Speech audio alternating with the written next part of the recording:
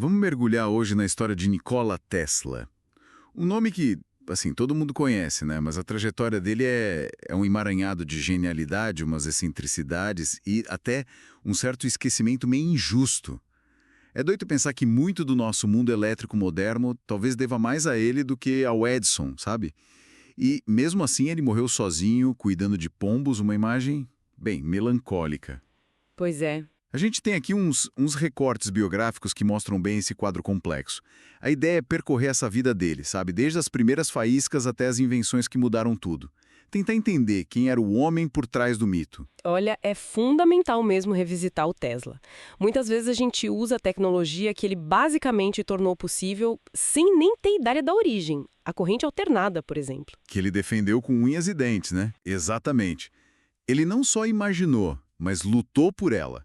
E é literalmente a força que move o mundo moderno hoje. A influência dele está em todo lugar, só que nem sempre é óbvia. A história começa lá em 1856, né, em Smiljan, hoje Croácia. E tem aquela lenda do nascimento durante uma tempestade. A mãe dele dizendo que ele seria um filho da luz. Que começo, hein? Um começo bem simbólico, né? E parece que desde cedo ele já era diferente. Tinha memória fotográfica, um fascínio por desmontar, montar coisas. A eletricidade pegou ele bem cedo. Aham. E um ponto de virada forte foi a cólera, com 17 anos. Ele quase morreu. Dizem que o pai, assim, desesperado, prometeu a melhor escola de engenharia se ele escapasse. E ele escapou. Mas a vida acadêmica não foi um mar de rosas pelo visto. Não mesmo. Ele foi brilhante em Graz, na Áustria, estudou muito, mas também teve um período complicado com vício em jogos de cartas. Isso acabou levando ele a largar o curso. Nossa, como é que pode, né? Esse brilhantismo todo e essa instabilidade. Será que isso já era um sinal do que viria? É um padrão interessante, sim. Essa intensidade dele aparecia tanto na genialidade quanto nos, digamos, excessos. Depois que largou os estudos, ele foi trabalhar com telégrafos, primeiro em Budapeste, depois Paris. Certo. E foi justamente em Budapeste, sabe, num passeio pelo parque, que veio a epifania. Ele visualizou e desenhou ali mesmo, na areia, o conceito completo do motor de corrente alternada, o AC. Uma visualização completa? Assim, do nada? É o que dizem, uma visão completa funcionando na mente dele. Isso talvez fosse o grande diferencial dele em relação ao método mais tentativa e erro do Edison, talvez. Faz sentido. E essa visão do motor AC foi o que acendeu a faísca para a grande batalha que viria, né?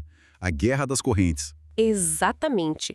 O motor AC era a chave para transmitir eletricidade a longas distâncias, coisa que a corrente contínua, a DC do Edison, não fazia bem. Ela perdia força muito rápido. Entendi. A AC podia ter a voltagem ajustada, né? Para transportar e depois para usar. Isso. Aí, em 1884, Tesla vai para Nova York. Vai trabalhar justamente para o Edison. Chega lá, apresenta a ideia da AC. E o Edison, claro, rejeita na hora. E ainda tem a história famosa dos $50 mil, né?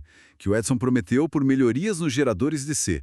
O Tesla entregou, mas... Mas o Edison teria dito que era só humor americano, uma piada. Péssimo começo de relação. E aí o Tesla se demitiu. Imagino. Deve ter sido um baque. Ele passou um aperto depois disso. Sim, consta que passou um período bem difícil. Chegou até a cavar valas para sobreviver. Mas ele era resiliente. Logo conseguiu investidores, fundou a própria empresa, a Tesla Electric Company. E aí veio a parceria decisiva com a Westinghouse. Eles sim apostaram na AC. E aí começou a briga para valer. A Guerra das Correntes. Uma guerra suja, viu? O Edison não mediu esforços para difamar a AC. Usou táticas bem chocantes, eletrocutou animais em público, associou a AC à cadeira elétrica para criar medo. Foi pesado. Que horror! Uma campanha de difamação mesmo. Mas no fim a tecnologia falou mais alto. Falou. O ponto de virada mesmo foi a iluminação da Feira Mundial de Chicago em 1893. Aquilo foi um show da AC. E principalmente o contrato para construir a usina hidrelétrica de Niagara Falls usando a tecnologia do Tesla. Niagara Falls. Isso deve ter sido a consagração. Totalmente. Ali a AC se firmou como o padrão mundial. O padrão que a gente usa até hoje, né? Essa vitória deve ter dado a ele não só reconhecimento, mas também recursos para sonhar ainda mais alto, imagino. Com certeza. Ele montou um laboratório incrível em Nova York. Foi lá que ele criou a famosa bobina de Tesla, Aquele transformador que gera voltagens altíssimas, sabe? Sei, aquelas demonstrações com raios e luzes. Isso. Ele fazia demonstrações públicas espetaculares, tipo acender lâmpadas sem fio à distância. Virou uma espécie de celebridade científica na época. Mas o maior sonho dele era ainda mais radical, né? A Torre Wardenclyffe. A ideia de transmitir energia e informação sem fio, de graça, para o mundo todo. O que deu errado ali? Foi só a grana do JP Morgan que faltou. O Morgan foi um fator crucial, sim. Quando ele percebeu que não ia ter como medir e cobrar por essa energia livre, pulou fora. Faz sentido do ponto de vista financeiro dele. Pois é. Mas tinham outros desafios também.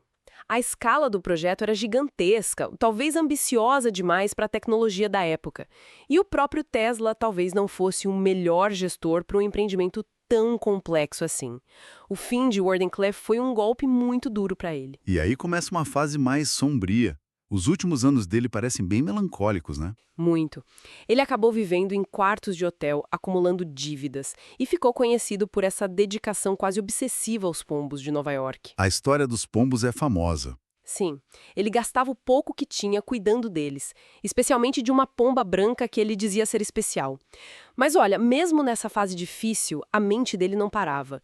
Ele fez previsões incríveis sobre o futuro: comunicação sem fio global, drones, energias alternativas como solar e geotérmica. Ele previu tudo isso. Nossa. Mas também é verdade que ele tinha umas ideias mais controversas alinhadas com pensamentos da época, tipo eugenia. Sim. É importante mencionar isso para ter um retrato mais completo, né? Eram ideias que, infelizmente, circulavam em certos meios científicos e sociais daquele tempo. Não diminui o peso delas, claro, mas ajuda a gente a contextualizar um pouco o pensamento da época. Entendi. Ele morre em 1943, sozinho num quarto de hotel. E aí vem a parte meio misteriosa. O FBI confisca todos os papéis dele. Por quê? Era por causa da guerra. Segurança nacional. Exatamente. Estávamos em plena Segunda Guerra Mundial. Tesla era uma figura conhecida, com ideias sobre tecnologias avançadas, algumas que poderiam ter uso militar, tipo o raio da morte que ele mencionava. O governo americano quis garantir que nada caísse em mãos erradas. E o que aconteceu com esses documentos? Bom, muito desse material sumiu ou continua classificado até hoje. Quem sabe o que tinha ali. Mas o legado que a gente conhece já é imenso, né? Mais de 300 patentes, a base do rádio, controle remoto, raio-x, os motores elétricos modernos, até conceitos que, de certa forma, levaram ao Wi-Fi e aos smartphones. No fim das contas, fica esse paradoxo, né? O homem que literalmente eletrificou o mundo, que previu tecnologias que a gente usa hoje, mas que morreu quase esquecido, sem grana e sem realizar o sonho maior dele, que era essa energia livre para todo mundo. Exato. E isso deixa a gente pensando, com tanto material confiscado pelo FBI, ainda envolto em segredo, será que naqueles papéis do Tesla não estariam projetos ou ideias ainda mais revolucionárias? Talvez sobre energia sem fio ou outros campos que a gente nem imagina? Ideias que ainda estão lá esperando para serem talvez redescobertas ou compreendidas de verdade? Fica a pergunta, né?